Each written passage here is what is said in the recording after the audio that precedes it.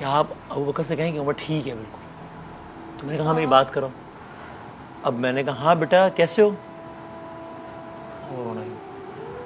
बाद में मैंने दानियाल से कहा कि तुमने मुझे कहा कि अबू बकर को तो नहीं बताया हमने अभी तक। उसको मैंने कहा कि उमर बिल्कुल ठीक है। तो रोना क्यों शुरू किया, उसने बात ही नहीं की मुझसे। तो कहता है भाई वो मैंने तो आपको इसलिए फ़ोन दिया था कि उसको तसल्ली दें। वो डर गया, उसको लग रहा है कि वसीम भाई सुबह 6 बजे वीडियो कॉल पे हैं, इसका मतलब कुछ हो गया है, कोई गड़बड़ हो गई है, इसलिए वसीम भाई फ़ोन पे हैं, वरना वसीम भाई सुबह 6 बजे क्यों फ़ोन पे। समझदार है ना, बच्चा बड़ा हो रहा है। तो यहाँ अबू बकर था, यहाँ उमर की बॉडी थी, बीच में दानियाल खड़ा था।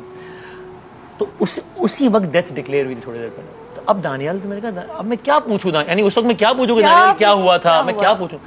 लेकिन कुछ समझ में नहीं आ रहा था कि मैं क्या कहूँ। तब तक इसकी अम्मा को हमने, यानी दानियाल ने तकरीबन 4-5 घंटे बाद बताया, 4-5 घंटे बाद।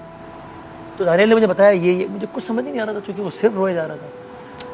और दानियाल ने रोते रोते कहा भाई आप डॉक्टर से बात करें। जैसे हॉस्पिटल में खड़े थे, डॉक्टर भी वहीं खड़े थे जब डिक्लेयर की थी। डॉक्टर साहब आप बताएं क्या हुआ है। हुआ क्या है? डॉक्टर ने मुझसे कहा कि इनकी फिट्स पड़ने की हिस्ट्री है। डॉक्टर साहब हम इतने सालों से साथ हैं, कभी एक दिन भी ऐसा नहीं हुआ कि, क्योंकि बिल्कुल ही पड़ोस से है ना, यानी एक तो ऑन एयर हम घंटों साथ होते हैं, मेरे तो बराबर में ही रहते हैं, तो कभी ऐसा नहीं हुआ कि यार आज उमर की तबीयत ख़राब है और ये वो। तो मैं वरना किसी को रेगुलरली फिट्स पड़ता है।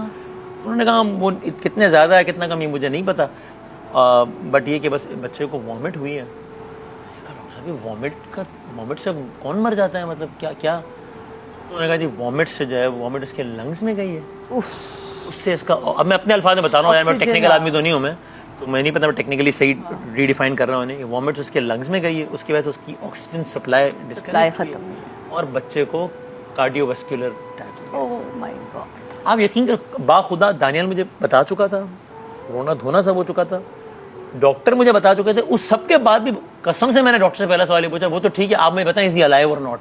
यानी इतना सब सुनने के बाद भी यकीन नहीं आ रहा था। मैं कहा डॉक्टर साहब, उसने मुझसे कहा मैंने आपको अभी तो बताया वसीम भाई कि